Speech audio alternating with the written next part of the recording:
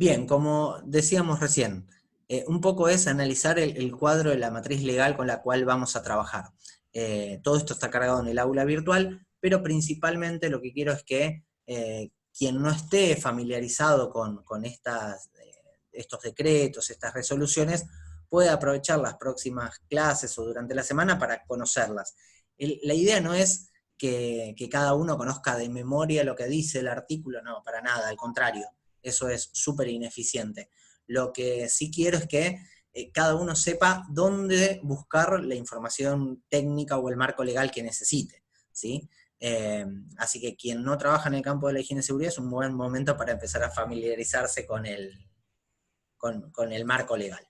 Bien, como sabemos tenemos la ley 19.587, que es la Ley Nacional de Higiene y Seguridad en el Trabajo, que como sabemos aplica a todo establecimiento de punta a punta en el país, sea de cualquier, ya sea de servicios o de producción, sea privado o estatal, con o sin fines de lucro. O sea, aplica todo la ley de higiene y seguridad, ¿sí? ¿Qué pasa? Como decíamos recién, esta ley ya va a cumplir 50 años el año que viene, con lo cual es una ley que fue modelo, fue acompañando un cambio muy grande en todo Latinoamérica, y, y yendo de la mano con normas de referencia como pueden ser la española, ¿sí?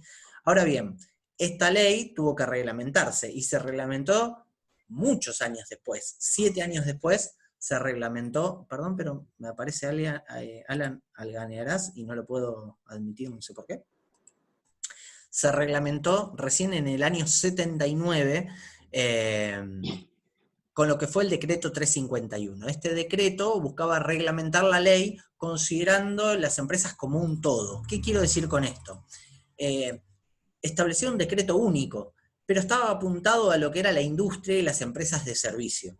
Con lo cual, con los años empezaron a aparecer ciertas complicaciones, si se quiere, como pueden ser las particularidades de la construcción. O sea, cuando hablamos de una industria, hablamos de algo que es fijo, está en un lugar determinado. Una vez que se radica la industria sigue más o menos igual durante su vida productiva. Quiero decir con esto, puede tener modificaciones de sectores, de algunas máquinas, modernizar, pero la empresa es prácticamente la misma, ¿sí? En cambio, la industria, hoy vamos a una obra y tenemos el edificio anterior. Vengo la semana que viene en la próxima visita y ya demolieron la mitad. Si vengo en 15 días, ya quizás estén haciendo las fundaciones, la excavación para las bases. Y si vuelvo en un mes, quizás ya estén haciendo la estructura de hormigón, y así sucesivamente. O sea, es muy dinámica la industria de la construcción, la particularidad del personal que trabaja en la misma, la complejidad de frentes de trabajo y tipos de riesgo. Entonces, originó la necesidad en el año 96, tras muchos idas y vueltas con los sindicatos, las cámaras empresariales y demás, de reglamentar un decreto específico para lo que es la construcción, ¿sí? Pero voy a silenciar el resto de los micrófonos. Ahí está. Y generar un decreto específico como es el decreto 911. Y acá hago la primera observación. Ustedes con trabajo de campo van a trabajar mucho lo que es el decreto 351, pero no vamos a abordar el 911. Y esto tiene una razón de ser, que es que lo van a abordar en la cátedra de seguridad en bancos y empresas de servicio. Ahí van a trabajar de lleno con lo que es el decreto 911, programas de seguridad, avisos de obra y demás. Lo van a ver con otra cátedra, ¿sí? Complementario a eso, en el año 96 surge lo que es el decreto 1338, que en definitiva habla de cuáles son las horas profesionales que tiene que desarrollar el servicio de higiene y seguridad y cuáles las del servicio de medicina laboral. O sea, en virtud del perfil de riesgo que tenga cada empresa y de la cantidad de trabajadores, son las cantidades de horas profesionales que el licenciado, junto con su equipo y demás, tiene que desarrollar en la empresa, tanto sea como servicio interno o como servicio externo. Después vamos a ver en la clase que viene cuál es el alcance, las responsabilidades de cada uno y demás. Y ese mismo año, que fue un año bisagra para la higiene y seguridad, se reglamenta lo que es el decreto 658, que es el que establece el listado de enfermedades profesionales que conocemos, la hipoacusia inducida por el ruido, distintos carcinomas, o sea, todo lo que tiene que ver con una relación directa a la exposición del trabajador a distintos agentes de riesgo a lo largo de su vida laboral, ¿sí? Que puede derivar en una enfermedad profesional. Eso se reglamenta también en el año 96 a través del decreto 658. Año siguiente, un poco con la misma dinámica de lo que sucedió con la industria de la construcción, se establece un decreto particular, que es el 617, para lo que es el agro, ¿sí? La particularidad, grandes dimensiones, trabajo con tractores, con máquinas, agroquímicos, o sea, se reglamenta algo particular para lo que era el agro, ¿sí? Y bastante tiempo después, ya en el año 2007, sucede lo mismo con la minería como actividad a través del decreto 249. Esto es lo que es lo global, ¿sí? Referido a obligaciones, a marco reglamentario. Pero ¿qué sucedió? Como bien sabemos, la higiene y seguridad se va modernizando en virtud también del avance de la industria de la construcción, de la técnica, de los materiales y demás. Inclusive hoy estamos viviendo un momento bisagra, aunque todavía no lo veamos, con lo que es la industria 4.0, con lo que es el Internet de las cosas, con lo que es la automatización, la informatización de todos los procesos productivos. Eso va a generar también un antes y un después que en algún momento va a haber que analizar a nivel reglamentario. Pero volviendo un poco a lo que mencionaba antes, en el año 2003 surge la necesidad de actualizar muchas de las cosas que habían quedado ya obsoletas en el decreto 351. Por ejemplo, por poner un ejemplo. En el decreto 351 se hablaba de 90 decibeles A como nivel permitido de exposición al nivel sonoro continuo equivalente. Se habían dado cuenta de que ya era un nivel muy alto, en distintas partes del mundo se había ya logrado disminuir ese valor de referencia. Entonces, bueno, surge entre otras cosas el hecho de bajar a 85 decibeles A, que son los que conocemos hoy, como umbral límite permitido, como TWA, para ruidos, ¿sí? Surge también todo lo que es la parte ergonómica, que imagínense, años 79 ni existía el concepto de ergonomía. Bueno, ahí se empiezan a establecer los parámetros de referencia ergonómica en cuanto a posiciones forzadas, levantamiento de pesos, etc. Se establece todo lo que es levantamiento manual de cargas, los parámetros de concentraciones máximas permisibles para cada uno de los contaminantes químicos con los que nos podemos encontrar en el ambiente laboral, para un particulado, para un compuesto orgánico volátil, para humos de soldadura, para fibras, en fin. Se establecen los distintos parámetros que también vamos a abordar a lo largo de la cursada, se actualiza el valor de nivel sonoro continuo equivalente, como decía recién, se empieza a hablar de carga térmica, pero principalmente del estrés por frío, que no estaba considerado en el decreto 351, se habla de las vibraciones, tanto en cuerpo entero como mano-brazo, se establecen los umbrales máximos permitidos, radiaciones, campos electromagnéticos, láseres, en fin. Es una resolución del Ministerio de Trabajo y Seguridad Social que en definitiva lo que busca es ayornar, actualizar todos los parámetros que tienen que ver con la higiene ocupacional que tanto vamos a desarrollar a lo largo de la cursada, ¿sí? Esto es importante tenerlo en cuenta porque si uno lee el decreto 351, para quien por ahí no trabaja en el campo profesional actualmente, si uno se va a basar en el decreto 351, hay muchas de esas cosas que quedaron obsoletas, fueron derogadas y actualizadas por la resolución 295. Y en ese otro mundo de las resoluciones surgen todas las actualizaciones, parches, adaptaciones o protocolarización que establece la Superintendencia de Riesgos del Trabajo, ¿sí?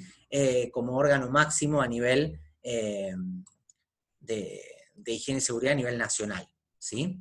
En ese sentido, la Superintendencia de Riesgos del Trabajo establece lo que es la resolución 313. Esta resolución tiene que ver con que hasta el año 83 no había una dirección técnica de los servicios de higiene y seguridad. Un técnico los podía dirigir, ¿sí?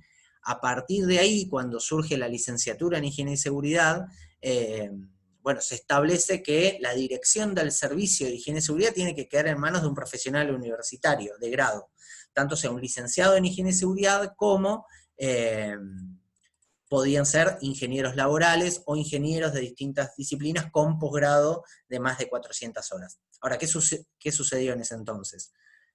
Había un montón de técnicos ya recibidos que ejercían la dirección de los servicios de higiene y seguridad y reclamaban su derecho a decir, esto se reglamenta de acá en adelante, de acá para atrás, nosotros estábamos trabajando. Entonces, con la resolución 313 se habilita a los técnicos anteriores a esa disposición a ejercer la dirección de los servicios de higiene y seguridad. ¿Por qué les digo que directamente no las lean?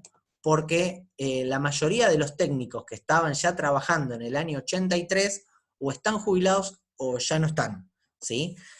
Entonces ya no tiene demasiado sentido, ya no quedan prácticamente técnicos 313, como se los conocía en aquel momento. Así que eso es una disposición, una reglamentación que les diría que no le presten demasiada atención. Sí, todo el resto, como puede ser la resolución 523, que lo mismo que hablábamos recién, actualiza los parámetros parámetros bacteriológicos y físico-químicos para el agua de consumo humano, que establecía el artículo 57 y 58 del decreto 351. No se preocupen, tenemos una clase exclusiva para abordar ese tema, al igual que los próximos. Pero bueno, lo establece la resolución 523. En el año 2012, que fue otro de los tantos años bisagra, se establece a través de una resolución de la superintendencia el protocolo unificado para la medición y vuelco de los resultados de los estudios de iluminación. O sea, se establece un protocolo único bajo una misma metodología para todos los profesionales del país. Eso se reglamentó en la resolución 84 del año 2012, lo mismo que en el mismo año el protocolo de ruidos, tanto para puestos fijos como para puestos móviles, a través de la resolución 85. ¿Sí?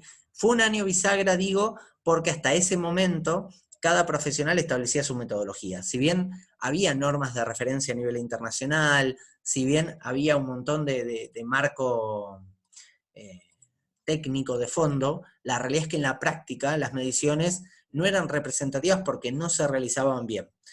Con lo cual, a través de esta protocolarización de la forma, de la sistematización de cómo realizar estos estudios de higiene ocupacional, la superintendencia se garantizó estandarizar, decir, bueno, todos hacemos el mismo tipo de estudio, de forma tal de que todos podemos analizarlos de la misma forma, ¿sí?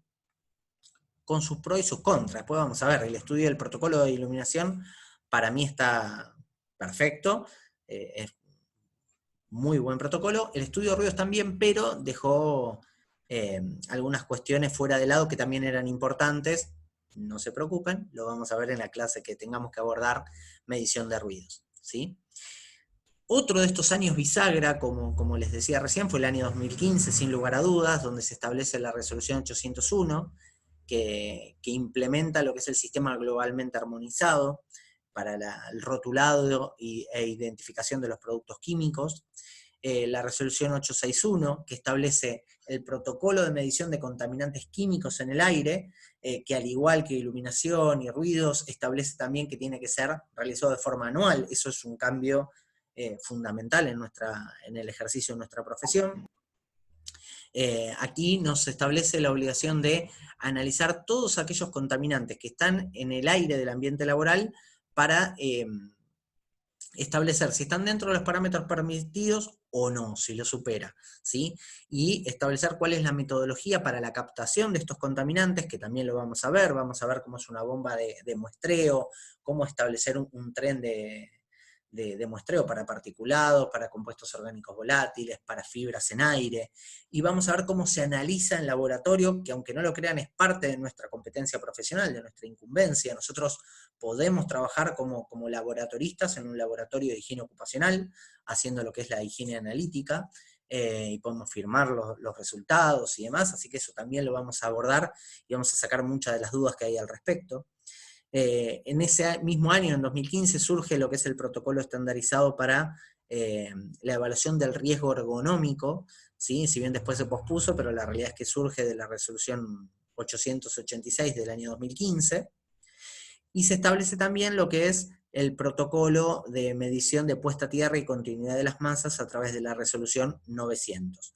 Todo esto con protocolos estandarizados, quiere decir, yo no puedo ir a usar una planilla de vuelco de resultados que se me ocurrió a mí, ya está estandarizada, ya la superintendencia como órgano nacional fijó cuál es la planilla que yo tengo que utilizar y cuál es la metodología con la cual voy a desarrollar esa medición, ¿sí? En el año 2015 también surge una resolución bastante conflictiva, si se quiere, que dio lugar a muchas discusiones, inclusive todavía hoy no está implementada al 100%, que es la resolución 905, que ahí genera varias cuestiones a tener en cuenta. Primero, define a ciencia cierta cuáles son las funciones del licenciado en higiene y seguridad como profesional universitario responsable del servicio y cuáles son las funciones del técnico como colaborador del profesional en el ejercicio de su labor profesional. Establece cuáles son las responsabilidades y el alcance de cada uno de ellos, algo que hasta ese entonces había sido bastante complicado de generar cuál era el límite, ¿no?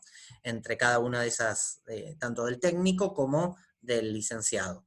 Y establece cuáles son las funciones específicas del servicio de medicina laboral, que tenía horas profesionales, que tenía que seguir los expedientes médicos, pero que no tenía definida cuáles eran sus funciones específicas.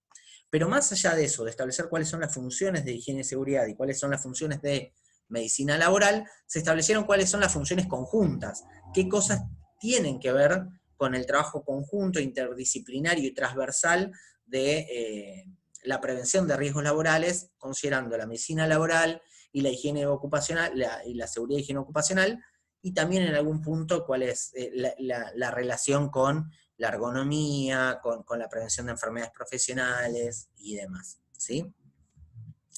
Otras dos resoluciones que son importantes de tener en cuenta, porque ustedes van a convivir con eso en su ejercicio profesional, es la resolución 463 del año 2009, que establece las planillas de lo que es el Reglamento General de Riesgos Laborales, que es una declaración jurada cuando uno hace un cambio de RT o un nuevo contrato.